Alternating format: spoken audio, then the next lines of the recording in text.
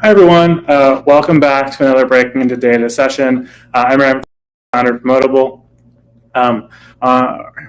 On deck, we have Dr. Scott Adams. So he's going to show us how easy it is to actually set up that first SQL database. Shout out to dbVisualizer. That's the tool we're using, and they've actually offered to share an upgraded subscription with anyone who is interested. So feel free to reach out to us afterwards if you'd like to actually use their tool. Otherwise, it's something that we've used quite a bit, and so we think it works really well to get the job done. With that said, a couple more quick announcements, and then we'll dive in. First things first, let's go live on LinkedIn so everyone can see it. And here we go. So, as I mentioned, I'm Aaron, founder of Promotable. So who are we, right? We are Breaking into Data. We're a career accelerator designed to help you break into data. And that, of course, starts with our Breaking into Data community, of which you're all a part. And what does that mean? So almost every week, we bring you expert guest speakers. You get to learn best practices and also network with our community of almost 4,000 members. And of course, our flagship program is our 15-week Data Science Career Accelerator. And yes, 15 weeks guaranteed. And what do we mean by that? Well, first things first, you get to learn from data science leaders. And that's really important because it's one thing to actually do the work. It's something different to be the person who does the interviews and hires people, because you actually really know what to look for. Of course, we also have a group of mentors from Chicago's top tech companies. And then, of course, we have partnered with pretty big established companies as well as growth stage companies to get you real projects. So, passion projects are great. You do that after you finish the program. We want to add that experience to your resume. And so we've worked with our partners to get everyone in our program that experience. And then, of course, we have, you'll get career support from our tech recruiters, people who've been there, do this every single day. And lastly, we've worked with our partner, 1871, to get everyone access to that as well. So that really just helps to turbocharge your job search, gives you mentors. For example, they have a VP of data science at guaranteed rate. There's a data science from Facebook. That's just the first two that I looked at today. And of course, you have access to their broader network. So really just an opportunity to really kind of dive in, get your feet wet, and of course, get those opportunities to close your first job. And of course, obviously learning from data science leaders like Scott and Vikram. Like I mentioned, these people are really good at what they do, and they've got experience both on the ground, kind of in that first data job, but also as people who hire data scientists, so understand what's important and what's less important. And the most important part here is you only pay us once you get that job. And we want to align our incentives with yours, and we think this is the best way to do it. So if anyone is interested in learning more, the next cohort starts January 15th. Feel free to log on to learndata.co to check it out, or reach out to me after the event. I'm happy to tell you more and let you know if I think it's a good fit for you. And feel free to connect with us. That's it. Now let's hand it over. I'm not sure if that actually went through. But Scott, you want to take it away? Yeah, sure. Thanks for the introduction, Aaron, and thanks for having me at this session this evening. I really appreciate it. Thank you, everybody, for coming out today. A quick introduction to myself. My name is Scott Adams. I'm the Assistant Director of Analytics and Data Science at Northwestern Mutual. So I'm in the Milwaukee area. There was some kind of basketball contest going on last night. I don't know. People were excited about it or something. So I'm told, but that was kind of neat, I guess. Just kidding. I am really excited that the Bucks won. That was a pretty cool thing to be a part of. So, yeah, I'm an assistant director of data science and analytics at Northwestern Mutual. I also, as you saw my picture come up on when Aaron was talking about Promotable and the data science boot camp, I have been working with Aaron for about 3 years now as an instructor at Promotable. Love doing it. Love helping people just learn more about using data and data-related technologies and try to level up their own careers. So it's been an awesome thing to be a part of, and I love doing things like this and getting to talk to people. So again, I appreciate you having me. Today, we're going to be talking about creating SQL databases, and it's a topic that I wanted to bring up because SQL and any kind of data query you go in, whether it be data engineering, data analytics, data science, SQL is really a foundational skill because a lot of data is in databases or relational databases, which I'll talk a little bit more about. And you have to be able to pull that data out in order to do anything else with it. So if you can't pull the data out of a location where it's stored in, it really constrains what else you can do with it. So that's really important to emphasize that SQL is foundational, a really important skill for all sorts of data professions. And one of the things that I've seen, one of the difficulties in getting started with SQL is people often just don't know where to start with it, and it can be a little bit intimidating because it's a coding language. And also most of us, we have pretty good experience working with something like Excel or Google Sheets or another spreadsheet program, but most of us don't have databases laying around. And when you say database, it can kind of conjure this image of some giant server farm or something. But in reality, all a database is it's a data storage mechanism comprised of multiple tables. Okay, so I'm going to share my screen for a minute here.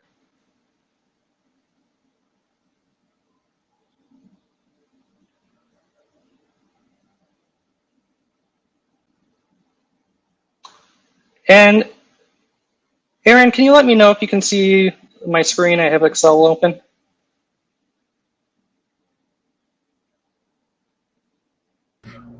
Aaron, we can see you still there? Yep. Oh, okay. Well, then we're off to a great start. Thank you. So I said that a database is really a collection of data tables. And if you're coming from the world of Excel, this is an outline of the database that we're going to start to create today. You can think of it as it's an example of student enrollment data and data on how students have done courses in a college. The truncated version, we don't have obviously a full list of students and all the courses just for simplicity here. But you can see this is an example of a database. We have multiple tables here. Student courses, where we have the student ID, the course that they took and their grade, a list of students' first names and last names, course identifying information, and then grades and what the grade points are for each grade. This is an example of a database. And when I say relational database, that relational part means that we can put these tables together, we can link them up to create new tables. So for example, we could say, oh, here's student ID 1001. We need to get their first and last name. Oh, well, let's go into the students table, find student 1001. Okay, Jane Lane. We can just match that to all these records here that have student ID 1001. And then we have another two columns that we can bring in for the student's first and last name. So these first four over here would be Jane Lane. By the way, all this stuff is made up, so any similarity to actual persons out there is totally coincidental.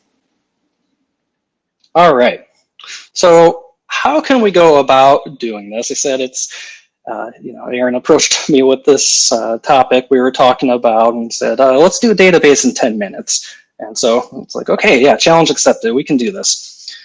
Well, the first thing is I put some materials up on GitHub, which GitHub, for those of you who are unfamiliar, and Aaron, I guess you can start timing me if you want to do the 10 minutes, so we'll see how close this gets to there.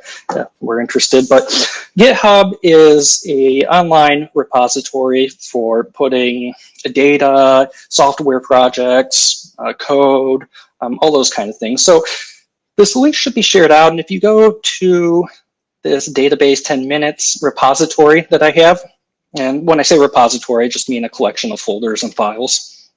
This is what you should see. And you can go and click on the code button. So if we go here, we go GitHub, Scott Adams, database 10 minutes. This is what you should see. You should see an avatar of my cat Zazzles. And you can click on this code button. And Git is a piece of software, so if you have Git on your computer, feel free to clone this repository. But if not, and if this is something you've never seen before, no problem at all. We can go and click on download zip, And this will actually download a zip file of all the materials in this repository. So again, I went to this repository, I went to code, download zip, and now this part's really important. Be aware of where you're downloading this information so that you can find it later. I'm going to just put this in the downloads folder. All right, this zip file downloaded. I'm gonna Mac so I can click on it and it will automatically unzip. If you're on Windows and you're on the File Explorer, there should be a little button up at the top in the ribbon that says Extract All, and that will extract the contents. And so we have a copy of our zip folder that we downloaded, and then we have that repository that is on GitHub now on our local machine. So far, so good. Now, a few things about the contents here. In the data folder, I have raw data, which would be individual CSV files of data that's going into the database, and then these .db files, which .db is an extension for a SQLite database. This is just a version, it's a specific, what's called a SQL engine, so a specific version of SQL. One of the things I like about using SQLite for training is that you can create these files on your local machine, these database files, and that makes them a little bit easier to work with. There's instructions on this GitHub repository if you want to look how to actually create an empty database from scratch, if you want to try that out like I did here. But let's just go with what's provided. We're going to use the student records.db file and just keep that in mind. Now, assuming you have dbVisualizer downloaded, go ahead and open that. And it's important to note there's a free version of dbVisualizer, a community edition, and most of what we're going to do here is free of charge on that edition, but there's also a professional edition that you can evaluate for free.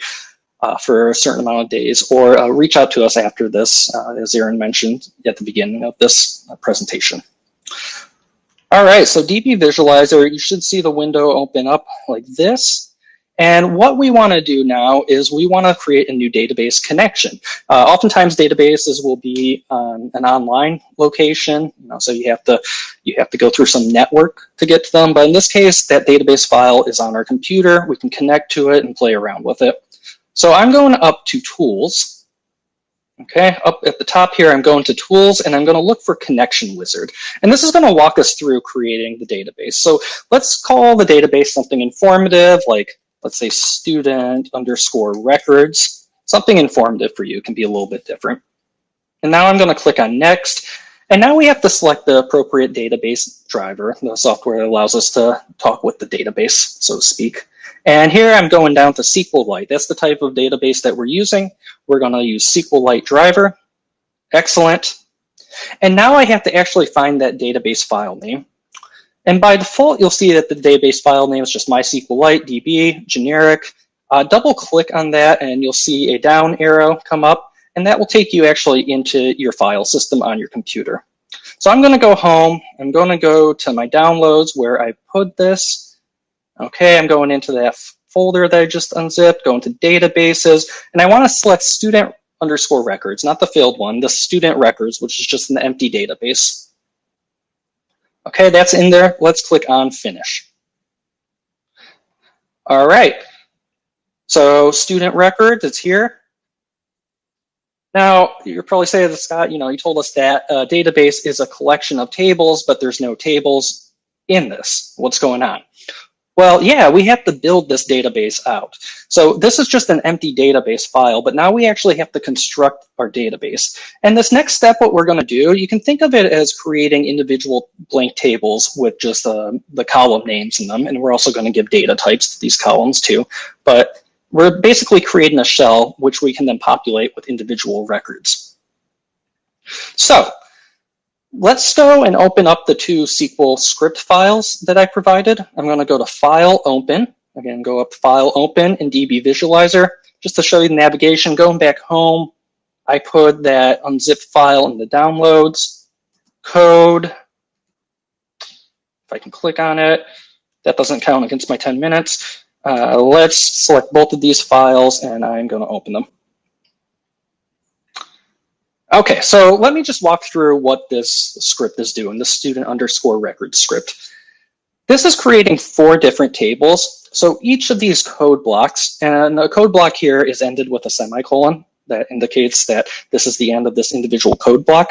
Otherwise, if you have multiple code queries here, you'll run into an error. So that's why that semicolon is there. But the basic formula here is we're using a SQL command called create table, which is telling SQL to create a table in the database that we're connected to. Up here, we have that connection to student records, that empty database. We're going to call this first table student courses. And then in the parentheses, these first 3 lines after the parentheses, we're specifying the names of the individual columns. We're specifying then the data type. All of these are going to be text fields. And this other part is called a constraint. It's some other condition applied to these columns. And that all means that we are not accepting missing data. So if there are blank records in any of these columns, that should not go through. We won't accept null values in there. Or you can put in null if you do want to accept blank values. Down here, the other parts specify the structure of the table. And the primary key is just a column or set of columns that uniquely identifies each individual row. In this case, we need both student ID and course ID to identify individual rows because we have multiple student records for individual students, and different students can take multiple courses. So just student ID or course ID is not going to uniquely identify a given row. And then a foreign key is just a primary key in another table. So what you're doing here when you specify all of this is you're basically providing a blueprint of how the tables can be linked up to each other. So we say if we want to link up to students, well, okay, we have student ID as part of our primary key. Oh, student ID is a foreign key, so it's a primary key in students. Oh, sure enough, it is. We can link those 2 tables. So a general overview of what create tables is. I can answer more questions after this, but let's get that script going, and then we can hit the little play button up at the top here above database connection to execute this script. All right, looks like everything ran. Sometimes you need to refresh your connection to see the tables. So I refreshed it, and sure enough, there's our tables that we have.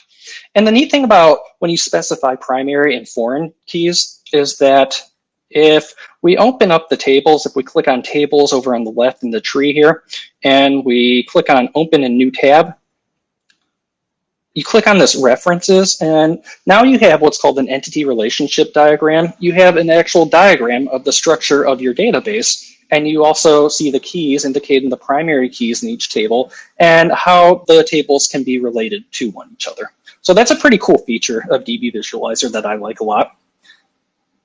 Now, technically, that's a database. That's a database right there. So a database is a collection of tables. There's no records that we have in the table in the databases tables yet, but that is technically a database.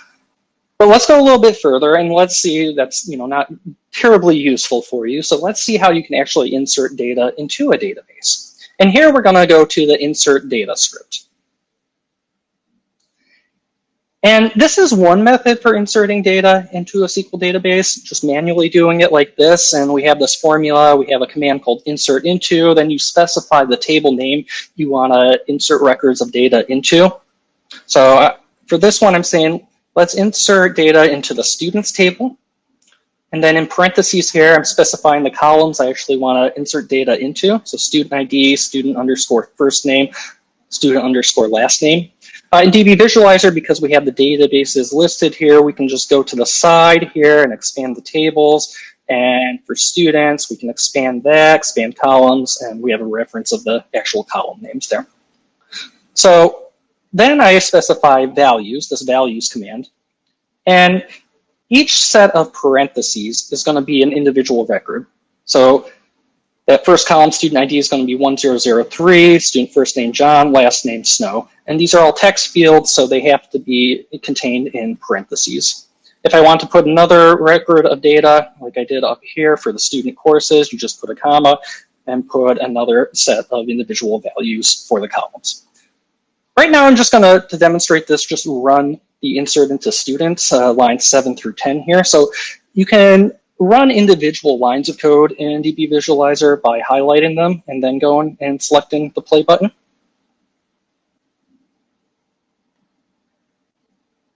Oh, my database is locked. So sometimes that happens. If that happens, you can reconnect your database.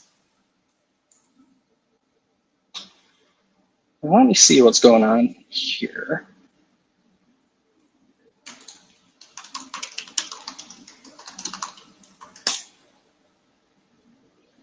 There we go.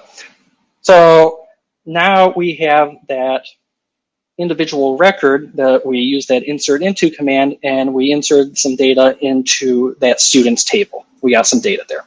Now, of course, that can be kind of tenuous if you have a lot of records, if you have a ton of records that you need to put into a table. So this is a feature that I'm going to show that's part of the paid version.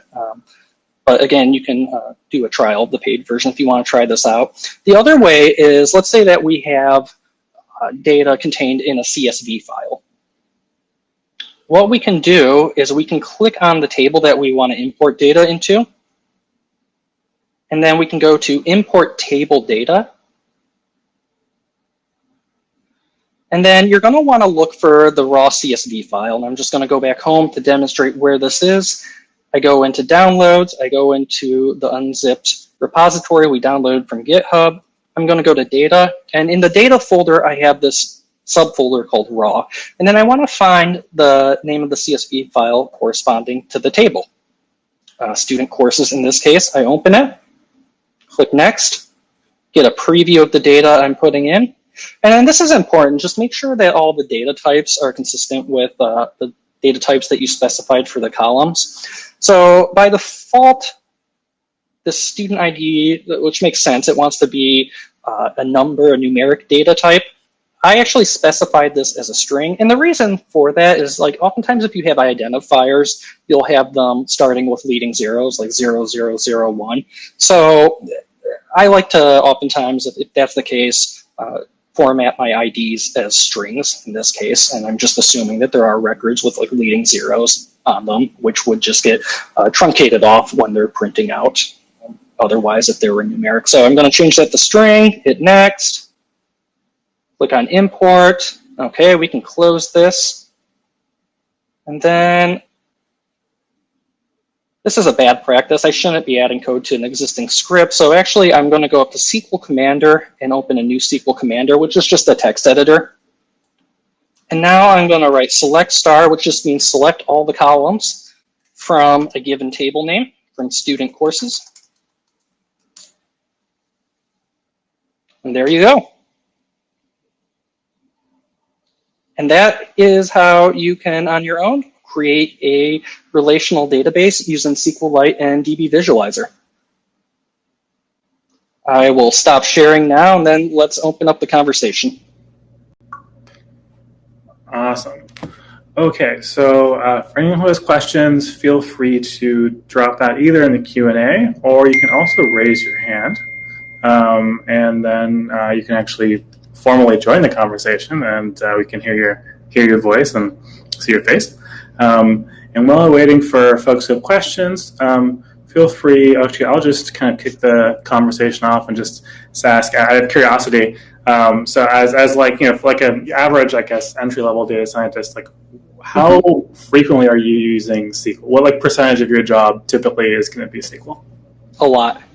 Typically. Now, you know, data science, any data profession jobs, they're going to vary from company to company, but that seems to be generally a constant of being able to work with SQL. And it goes to what I was saying, that a lot of data is typically stored in relational databases. So being able to do some just exploratory analyses on the fly, actually in the database, or pulling that data out, joining it together, pulling it out, so that you can work with it in another tool like Tableau, Power BI, Python, R, what have you.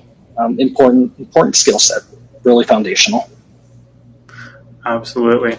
And then I guess another question really is just like, because I think this is one of the blockers for a lot of folks who are thinking about things like SQL. You know, for people who aren't going to become data scientists, you've got some experience with this. Like, what other roles do you see having, you know, not necessarily like advanced SQL skills, but just a basic understanding of this? Like, are there any roles that you think that it's actually valuable for as well? Yeah, there's some meme or yeah, I think it's a meme out there, we would call it. And it's like, I don't know, it's a conversation between two people, and it's some business person saying, hey, can you just get all this data together for me?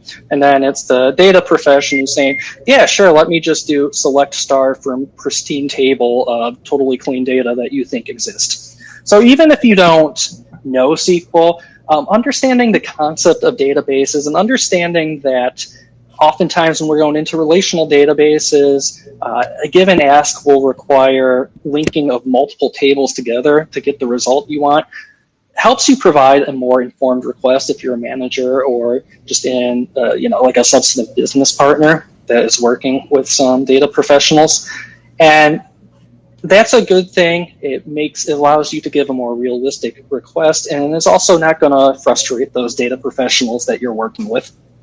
Yeah, I think the other thing is I think as I wouldn't call myself a power Excel user, but good enough. I think one of the bigger challenges was like if you want to link multiple tables, there's only so much you can do in Excel. So I was definitely guilty of annoying those data professionals by just saying, I want this, I don't care how you get it. And we've got some questions here, so let's dive in. Shame, Aaron, shame. I know, and it's one of the foundational memories that I guess that I have or influences and starting to do stuff like this. So Crystal just asked that when you first started your first entry-level data job, how was your first month? What were some the challenges you faced? Yeah, so I was coming from an academic background. I was finishing a PhD, and there's a different mindset in going from academia to industry. And in academia, your product that you're creating is research. It's very research oriented. That's what you're doing. You're writing papers, you're publishing. And that different mindset of really in data science that you are creating, I call it oftentimes diet software to full-fledged software. Like if you think of what a model is, it's like a little piece of software that generates predictions. That different mindset of that being your product was a little bit of a transition, and that took some getting used to, definitely. And there's also technical skills, like SQL was one of them too that I had to pick up. I was good at doing things like R. I did programming in SAS and Stata, those kind of things, so more of a traditional statistics background. But then there's all these other tools in data science that are important for getting the job done, SQL being one, Git, understanding project management practices and Jira and putting cards out there. So learning those other tools was also a challenge that, got over, obviously, but definitely a challenge. Tying into that, so I think there are a few folks probably in the audience now or who will be watching this later who probably have a technical background and might know a different coding language, that could be JavaScript, could be something different, or in your case R. Moving from doing something like R into SQL, is it an advantage to have one of those other languages in your back pocket already? Yeah, definitely. It's once you know one programming language, it's often very easier to learn another one. So there's going to be differences in programming languages. Otherwise, we would just have one programming language. But a lot of the fundamentals are similar. Now, SQL is a little bit different from something like R or Python. SQL, just, you saw some of the statements. We have select different column names, and it's used for a different purpose to query data. But, certainly not being afraid of code or being intimidated, I should say, by code is another advantage of having another programming language under your belt and coming to SQL. Well, I think the intimidated part is why we did this, right? Because you can come in with zero and get something up and running in, we'll say 10 to 15 minutes. Maybe if you're like me and you're slow, 30. But even being able to do that, when I go back and think about how my data professionals hate me because they blew up their Slack channels every day for weeks on end, and then I realized, oh man, if I could do this myself in 30 minutes or 3 hours, it'd be a win. Crystal had a follow-up, and she asked, if SQL is the best language to learn? Obviously, it's always hard to say something is the best, but I would say it's a foundational skill to learn. So if you're looking to break into data, it's definitely something I would start with. Or even if you end up, maybe not in data science, but as like a BI person or what have you, to navigate SQL and just be able to pull data from the back end without having to ask anyone else is super helpful. And then Natalia asked if you're, for entry-level jobs, are you creating relational databases a lot or just working with them? Great question. And for most entry-level positions, at least in data science and data analytics, you're going to be more working with the relational databases rather than creating them. If you get into a data engineering role, then you might be doing some more creation of them. The purpose of just showing the creation of the database here was basically just to show you how to set one up so that you can play around with it yourself and get some experience. Yeah, no, I think it's super helpful to be able to set it up so you understand what you're asking for, what it looks like. And then I don't know if anyone here is working in smaller companies or startups, and that's where actually you might be potentially creating new databases, but usually if you're really junior, you're probably not touching them. But if you're at a small company or a small startup that doesn't have a data scientist, so you might be that, the only other person other than the engineer. It's an opportunity, especially with a lot of companies that, I'm sure you've been there where you see just tabs and tabs of Excel, 100,000, 200,000 rows, and then you're like, what do we do with this? How do we put it all together? And that's when being able to do something like we just showed you becomes really, really valuable. Question from John. John asked, how much of a data scientist's time is spent on data prep and cleaning versus actual model building and tuning and testing? The numbers that are thrown out there are like 80 to 90%. And I feel bad saying that because the data scientist and I'm throwing up a made-up number. But the point is, the majority of your time, garbage in, garbage out. If your data are not set up properly to throw into a machine learning algorithm, well, you're not gonna get anything. So that stuff is really, really important. And even beyond that, even beyond just prepping your data to go into a machine learning model or whatever your end product is, going through and doing exploratory analysis and understanding your data, that part is really important and often coincides with the cleaning process. Yeah, I think it goes back to one of the things we talk about a lot, which is just like understanding what you're looking for, because that will inform then the kinds of columns that you're interested in and all the other kind of stuff. But the honest answer to that question, you said 80 to 90. I ask. I A/B test everyone I ask, and that number is at least 70%. And most people just kind of laugh when I ask them because they're like, "Yeah, it's most of my job." So for everyone who wants to become a data scientist, just know that you're doing a lot of cleaning, because the reality is if you don't do that and you go through and you put something into production, or you waste 2 days and go show your boss something that doesn't work, or worse, they find an error and then they can't trust you that what you're doing is true. So here we go. Gregory Osa asked, what situations would require an analyst to create a database? I think the situations like you mentioned, Aaron, a smaller company, a startup, where you're really reaching the limits of what you can store in Excel and process efficiently. And look, Excel is a great tool. Excel, Google Sheets, they get a lot. For a lot of tasks, they get the job done. You open it up, you can do some analysis.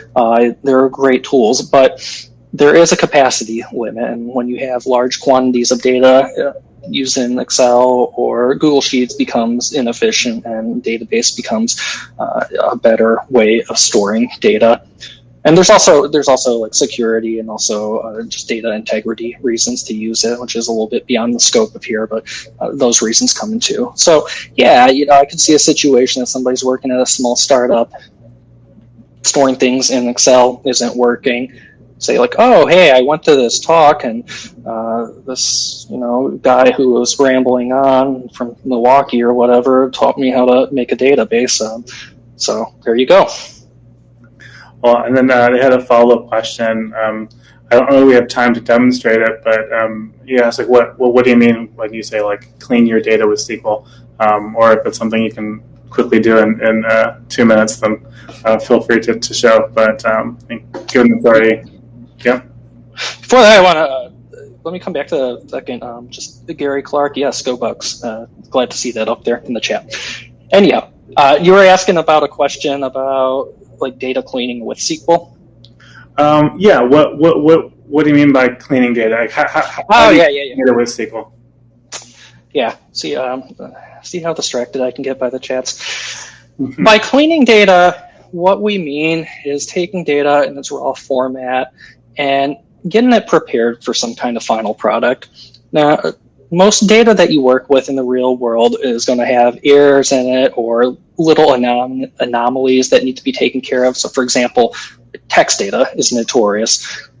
You might have just inconsistent text fields that people are putting stuff in, like you want everything to be capitalized and in some kind of proper name, but there's combination, or maybe there's extra characters that shouldn't be in there, there's spelling mistakes, all things like kind of like that, or looking for implausible values. I'm not just talking about outliers here, like, oh, this is a weird case. I'm talking about like something totally implausible. So like, you know, I work in health insurance and we collect people's data on their height and weight, for example. And if somebody came in and put down like that they are 10 feet tall, that's going to raise some concerns for me. That's probably an implausible value. And so, you know, that's not good. I mean, other things like timestamps I've seen come in, like people, if you have data tracking, like how much time somebody has spent on a website or something, maybe something went wrong and people spent like negative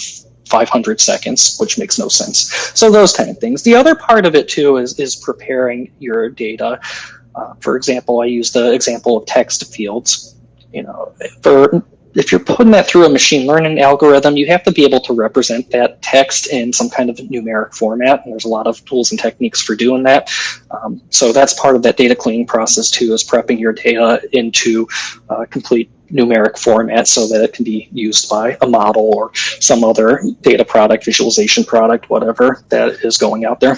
Yeah, the other thing is just, you know, making sure things are apples to apples. Like my favorite place with messy data is if anyone works in retail, like you work in like beverages, or if you've ever been a bartender, you look at like you'll see some distributors call something 6-pack, you know, SPK. Yeah. Some people will say Corona 6-pack. Some people say C 6-pack. Some people like write capitalized letters, and like all those things could mean the same thing. But if you don't prepare that and clean that and actually go through and say, okay, all these things actually equal this one thing, then you're totally screwed down the road. So that's the great example there. That's the bottom line here. Okay. And then John asked if you can actually do data science in SQL, or if it's easier to query your data with SQL and then analyze it in our Python. Yeah, most SQL isn't really made for data science. It's possible because you can output statistics, you can output means and variances and standard deviation. So technically, yeah, you could code a linear regression model from scratch in SQL, but your time is better spent doing other things, I assure you. So SQL is usually used to do some initial data preparation, perhaps get different data across different tables together into one usable data set, and then pull it out and then analyze it in something like Python or R to create a model or perform a statistical analysis, do a visualization. Now, one of the neat things about Python and R is that they have tools that, it's like for Python, it's called PyODBC, that you can connect right to a database, a relational database, and pull data. You can actually also create a relational database like I showed you in Python.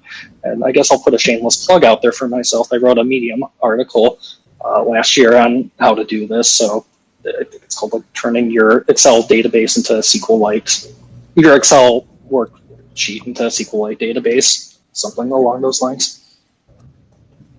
Absolutely.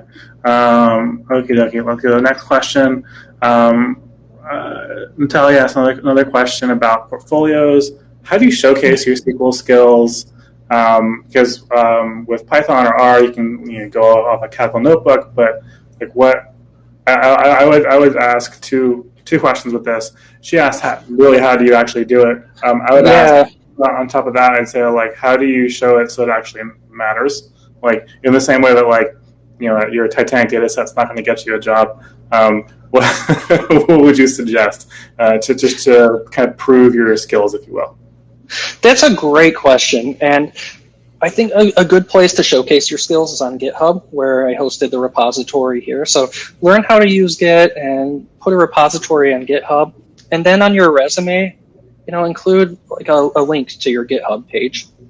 The other thing, I also mentioned Medium too, where I've written a few posts, and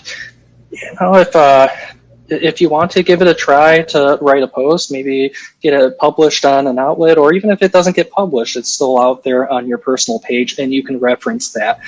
So that also showcases your ability to think critically and actually do some kind of project and teach others, perhaps as well. So those are two things that I would recommend.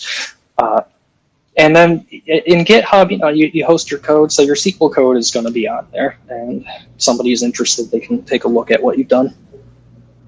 And I'm just dropping that into the chat. So if anyone who wants to actually go see that article, there you go. Thank you. Of course, I'll get you a few more views.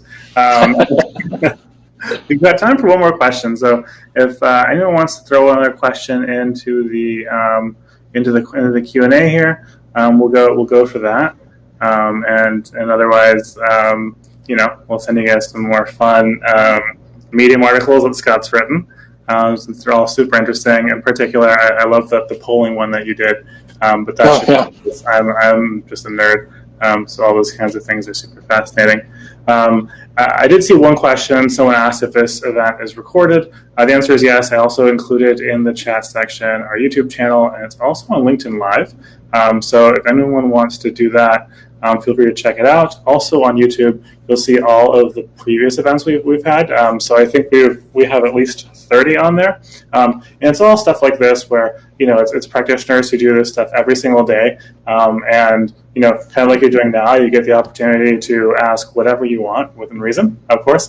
But really it's just, it's like we talk about doing data all the time. You hear this a lot, whether it's like in work or in school. Like I remember at Georgetown where I did grad school, they're like, learn data, learn hard skills. No one ever told you how it actually like applies to the real world. I didn't learn that until I started working, and I was like, oh man, if I could do this, it'd make my life so much better. And then you have to go find a class to take it. And Aaron, there's on the chats, R. Anderson had a question about can dbVisualizer connect to the command line for Java. That I'm not sure, but you can connect SQLite, so the tool to actually create the database. That can be run on the command line, I will say that. Awesome. Well, I think unless anyone's got a burning question that they want to put on there in the next 30 seconds or so, I just want to thank everyone for joining. I know it's a nice day in Chicago, so it's always hard to compete with good weather during the summer in Chicago. So we'll certainly take it. But that said, I hope everyone actually learned a lot from this. I know I certainly did. Definitely want to thank Scott because obviously this is almost a full hour of time. This is recorded, so definitely feel free to go check it out. Of course, we always appreciate a like and a follow, and feel also on LinkedIn as well. Feel free to reach out to me on LinkedIn too. Oh, there's obviously, and same here. I dropped my LinkedIn in the chat as well. And then, we'll see you guys next time. We have a few more events coming up that'll be interesting. One thing to keep in mind for everyone who attended this one is that we have a follow-up event in this series. We'll be showing you how to go through some of those Excel functions that you're used to actually in SQL. So really just take that next step. So especially if you're like a financial analyst or you do a lot of Excel and you're like, I know this should be straightforward, but how do I kind of take that next step? We'll show you how to kind of walk through that. And take it from there. And then, of course, there's a few other things in the pipeline. So feel free to connect. Please definitely like and subscribe, of course. And we'll also be sending out follow-up emails both with the recording on our YouTube channel as well as a link to our community. So thanks again, everyone, for coming. And then we'll see you next time. All right, bye. Thank you.